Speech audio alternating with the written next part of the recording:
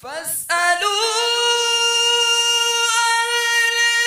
الذكر إن كنتم لا تعلمون۔ تو اے لوگو علم والوں سے پوچھو اگر تمہیں علم نہ ہو۔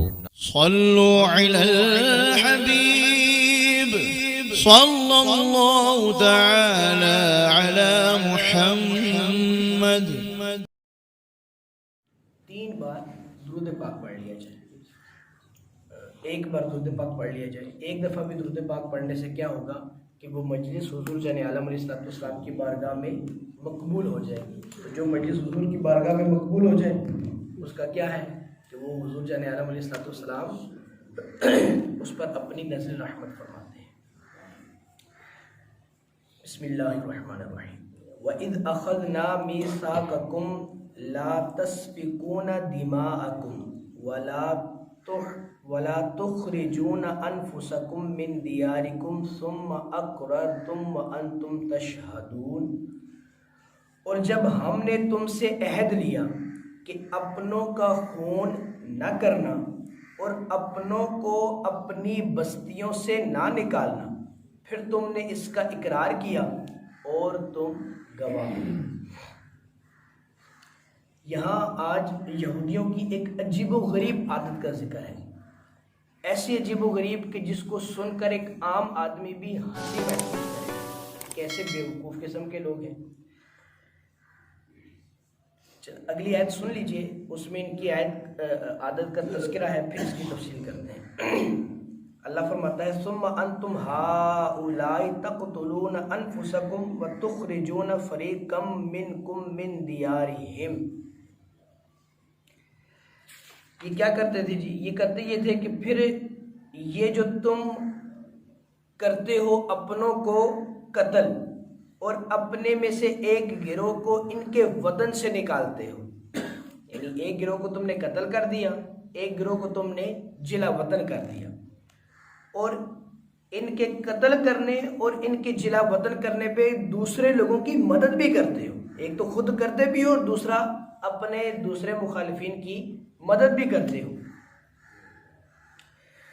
گناہ اور زیادتی میں مدد کرتے ہو، اور قیدی ہو کر تمہارے پاس آئیں تو بدلہ دے کر چھڑا دیتے ہو۔ یعنی عجیب بیوقوف قوم ہو کہ ایک طرف تو قتل بھی کر رہے ہو، دوسری طرف اگر کوئی قیدی ہو جاتا ہے دوسری قوم کا شخص تو آپ کیا کرتے ہو کہ اس کو بدلہ دے کر چھڑا لیتے ہو، اور ان کا نکالنا تم پر حرام ہے۔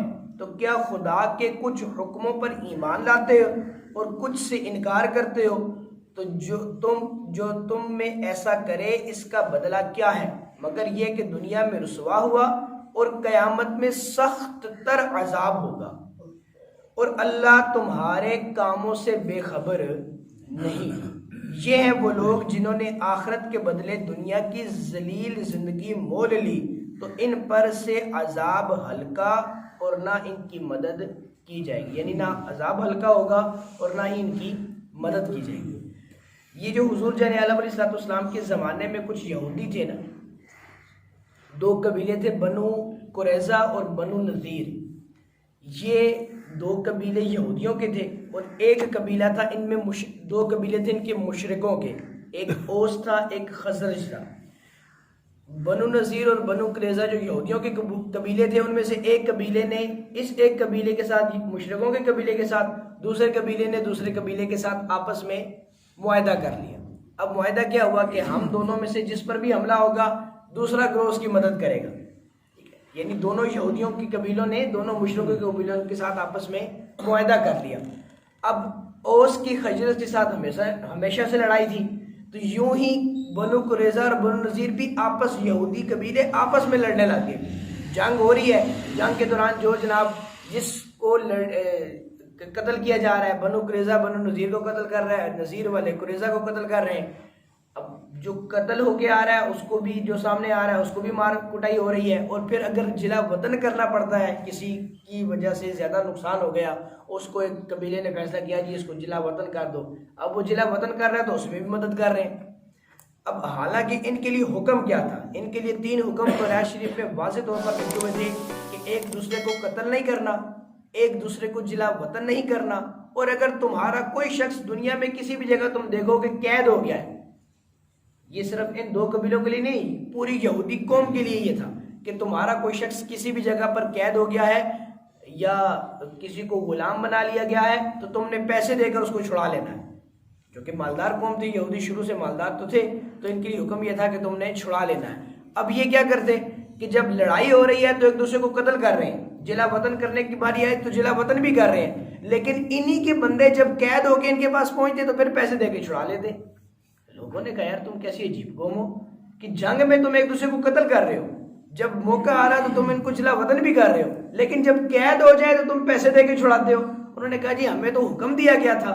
تو لوگوں نے کہا کہ حکم تو پچھلے 2 بھی تھے کہ قتل بھی نہیں کرنا، جلا وطن بھی نہیں کرنا، تو تم وہ تو کر رہے ہو اور یہ خالی یہ اس کام کو تم جو ہے وہ تھامے ہوئے ہو. تو اللہ نے فرمایا کہ تم اپنے حالتوں پر غور کرو. ایسا کیسے ہو سکتا ہے کہ تم اللہ کے ایک حکم کی جو ہے وہ تعمیل کرو اور ایک حکم کی تعمیل نہ کرو؟ مطلب یہ تو عجیب سی بات ہے نا کہ اللہ نے ایک ہی آیت میں 3 حکم ارشاد فرمائے کہ یہ 3 حکم ہیں، تو بندہ ایک کو چیز کو پکڑ لے 2 کو چھوڑ دے، تو یہ تو بے وقوفی والی بات ہوئی.